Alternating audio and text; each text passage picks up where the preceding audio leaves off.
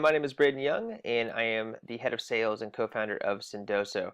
So I'll be chatting about using direct mail and gifting in your sales cycle. So what I'm going to cover, basically introductions. I'm going to give you a quick crash course on really using gifting in direct mail, kind of as I said, kind of like a 101 course. We'll talk about how you can use it and also maybe some easy ways you can test it out to make sure it actually works for you. With Q&A, I added my Twitter down here at the bottom. Feel free to send me a tweet, of course, at any time. I also have my email at the end of this presentation if you want to send me a note, and of course, chat, direct mail, and gifting. Would always love to go over any ideas you might have. So kind of diving right in here, the first and best place to start is really what is direct mail. So what I did was I literally just went to Google and typed in direct mail and wanted to see what the definition was. So basically what I came back with was it encompasses a wide variety of marketing materials, brochures, catalogs, postcards, newsletters, and of course sales letters. Sounds pretty boring. Basically, the definition you might get for like the 50s and 60s when direct mail was, of course, massive way before email. But today, we look at direct mail with so much more than just catalogs and postcards. We include handwritten notes, swag, custom gifts, alcohol, no joke, booze, some of the best direct mail ever. Of course, response mail, think of like things like you maybe send to somebody that warrant them to get back to you, from sweets like brownies and cookies and all that fun stuff, to flowers, to Postmates, the delivery service, or anything they might be able to bring to somebody, all the way down to e-gifts, something that you might attach to an email or to a text message. The biggest difference in direct mail is there's kind of two main categories. One being one-to-one, so this is kind of what we'll talk about mostly today. Think like an SDR trying to get in front of a prospect. That's like one-to-one direct mail. Or of course, one-to-many. For that is like a marketing organization trying to use a door opener, if you will, to try to get in front of a bunch of people to try to generate MQLs. One of the really exciting facts that I found was the Direct Marketing Association really found that direct mail achieves about a 4.4% response rate. So not amazing, but of course a lot better when you look at overall email response rate of being 0.12. I also pulled the stat of like, when you personalize a direct mail message, we see about an 8.8% response rate. So almost doubling what we see in just doing a direct mail. So I'm going to focus mostly on one-to-one and of course how you can personalize any sort of direct mail or kind of gifting that you might do. So why is this important? Why is direct mail so big today? Why have we talked about account-based marketing? Why are we hearing about people doing handwritten notes all the time? The biggest reason is it gets attention. So this is another channel beyond just email and phone call and text and social. Direct mail is a great way to get you the attention, the 5 minutes that you need to hopefully be able to pitch your product, to kind of explain your value of why that person might want to get back to you, or of course give you some time to walk them through a demo.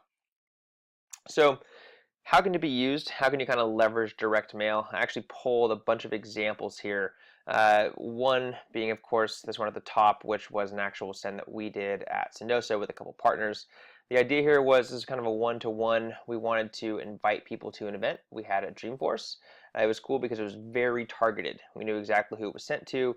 We included a handwritten note with it. The goal was to get in front of those people, get them to come to an event, and hopefully get them to respond with actually registering. One down here is actually a Yeti mug. I'm sure you guys have heard of these. What was cool about this is essentially it was a simple mug sent, again with a handwritten note, keeping very personalized, saying, hey, we'd love to buy you a cup of coffee and chat about, why I think you're a great fit. Once this was arrived, actually an e-gift was followed up with a coffee attached to it. One of my favorite traditional sends, a really cool way to get in front of those folks. Down here I pulled some examples from like some swag you've sent or that we've sent before, all the way down to a more professional one where it was like a video that played like a Fitbit. And then down here was an invite to an actual Giants game. And then down here, this was actually the one I wanted to cover the most. This was actually a coffee send. So we found that the certain company targeted a lot of creatives and it was tough to get in front of them. So one of the ideas that they came up with, the sales team, was to actually have iced coffee delivered with a note saying, hey, we'd love to chat, as you complete this iced coffee or as you finish this iced coffee. It's kind of a cool way to essentially just invite somebody to a meeting, of course, while giving them something in return for giving you their time. So overall, all of these examples, just really easy ways to get in front of somebody, of course, taking you away from email, taking you away from phone calls to get in front of some folks. We have endless examples. Of course, if you ever visit our site, sendoso.com, or ever look at some of the things that I post, I try to give ideas all the time that we've seen work really well. So some easy ways that you can test this to make sure it actually works for you.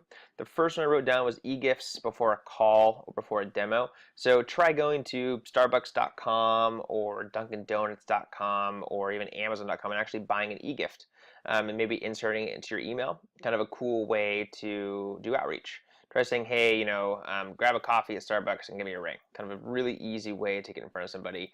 It's very, very, it's a little more transactional because you don't have to wait until a letter to arrive to somebody. It's more like, hey, you're adding this in your email.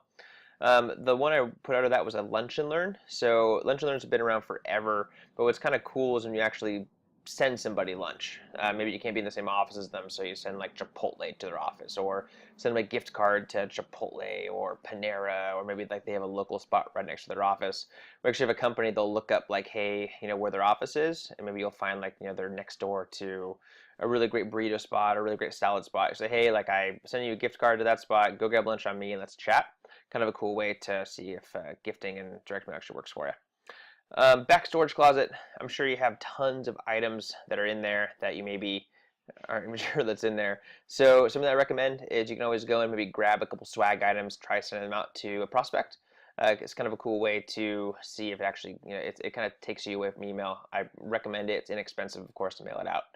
The next one is Amazon. So this is probably one of my favorite use cases.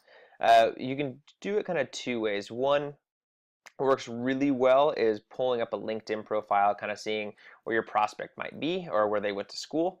Maybe send them a cool alumni item off of Amazon. Or maybe pick a book they might be into, or maybe you had a conversation with them, they mentioned something that they like, let's say like Patriots football. Maybe try sending them a jersey for Brady or Tom Brady like that. It's kind of a cool way to get really personalized, and of course someone else handles the logistics for you, and you can track it because Amazon will tell you exactly when the item arrives. So it might be a cool way to try to get in front of those folks. The last one I put was handwritten letters. This is such a game changer. I think if you use handwritten letters for things like before a demo, maybe after a demo, if you even lose a deal, sending a handwritten letter is a killer way to try to get in front of somebody. I would encourage you to do these for everything, from when you win a deal, when you close a deal, when you set a demo. It might be a cool way to maybe set a demo for your AE, maybe send a letter after saying, hey, thanks so much, hope the deal goes well, looking forward to working with you or seeing a deal close. So really cool way. You can use these all over the place. It takes 5 minutes to write them out, keep some blank kind of note cards by your desk, write a note, put an envelope and send it out. So all 5 of these examples are really simple ways you can kind of test, see if gifting, see if direct mail actually works for you. I would encourage you to try all 5 and see if it's actually something that works. As I said, all these examples are just some simple ones that I pulled. You can always find tons and tons of cool things that you can send to folks. But personalization is, of course, key to make sure that it actually works for you. Maybe try relating it back to your product as well. So I know that was quick, kind of 101 crash course on direct mail. Send me a message, an email, a tweet if you want to kind of dive in a bit more. Always happy to kind of share some best use cases that we've seen work really well in direct mail, and really appreciate the time and good luck out there kind of generating those meetings. Talk to you later. Bye.